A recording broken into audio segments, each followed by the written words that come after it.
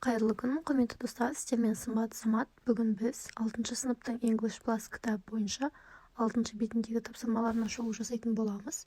Бүгін біздің тақырып Language Focus, Possessive S and the Subject and Object Pronouns, Possessive Adjectives. Яғни бүгін біз біреудің заты туралы айтып үйренеміз. Яғни ның, дың деген екі септігінің жалғаулары қалай жалғанатынын үйренетін боламыз. Бірінші тапсырмаға назар аударайық. Translate the phrases. Where is the apostrophe in each phrase? Why did?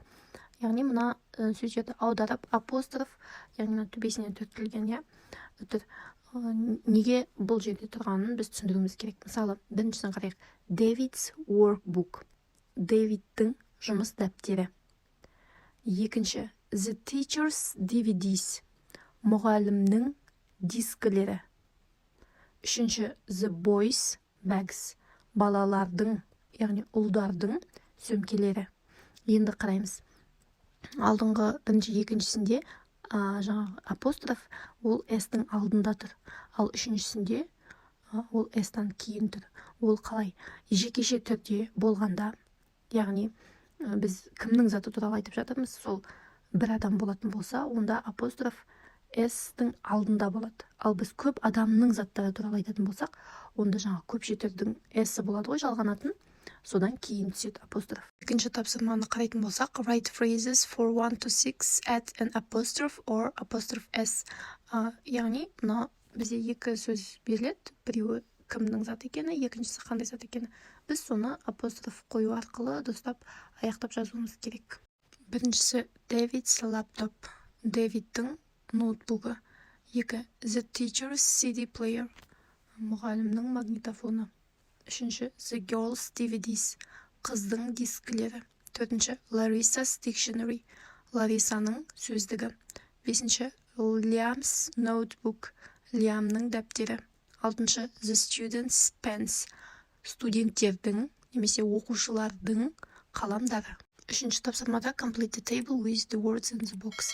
Мына кестені қоршаудағы сөздерді қою арқылы толықтыруымыз керек. Мысалы, біріншісінде бізде subject pronoun I, екіншісі possessive my, көпше түрінде subject pronoun we, possessive adjective our, яғни біз, біздің деген сөз.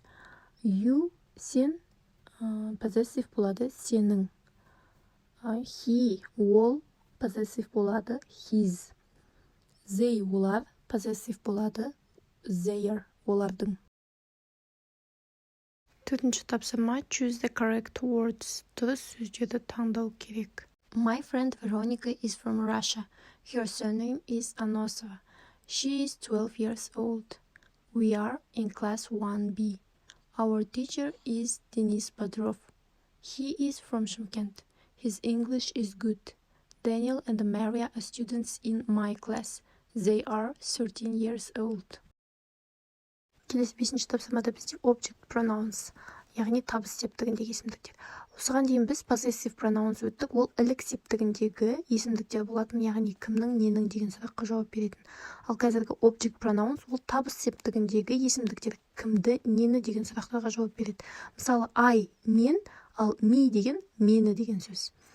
Енді бесінші тапсырмада match the object pronouns in the box with the subject pronouns дейді. Яғни бізге есімдіктер берілген, соны біз табыс септігіндегі есімдіктер түрімен сәйкестендіруіміз керек. Мысалы, біріншісі I, мен, ал me деген, мені деген сөз. Енді екіншісі you, сен, сені деген тоже you болады.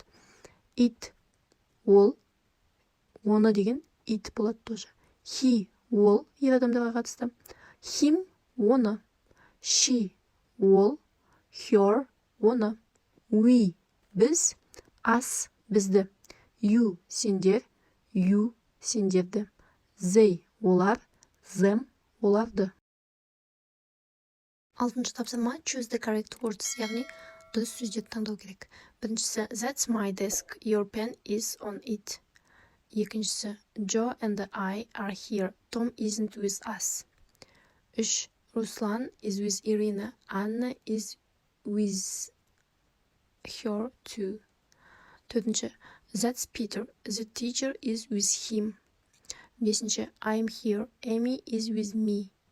Алтыншы, the students are in class, I'm not with them. Жетінші, you and Talgat are in class 1B. Joe is with you. Келесі жетінші тапсырмада read and listen, then practice the dialogue. Оқып тыңдап, диалогты практиковать етеміз. How do you say furniture in English? I think it's window. Sorry, can you say that again? Yes, it's window. How do you spell that? W-I-N-D-O-W. Thanks. And what's this in English? It's a dictionary. Where is your dictionary? It's in my bag. Келесі 8-ші тапсырма. Study the key phrases in blue in exercise 7. Then ask and answer questions using the objects in the picture on page 4 on your own ideas. Яғни біз мына 7-ші тапсырмада берілген көк түспен белгіленген сөздерді, сөйлемдерді жақсылап оқуымыз керек, аударуымыз керек. Содан кейін мына 4-ші бетте бізде жаңа сыныптың суреті болды ғой.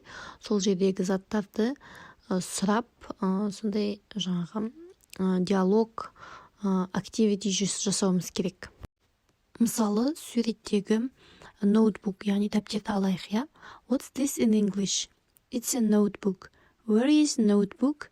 It's on the desk. Немесе лаптопты алайық, я, notebook.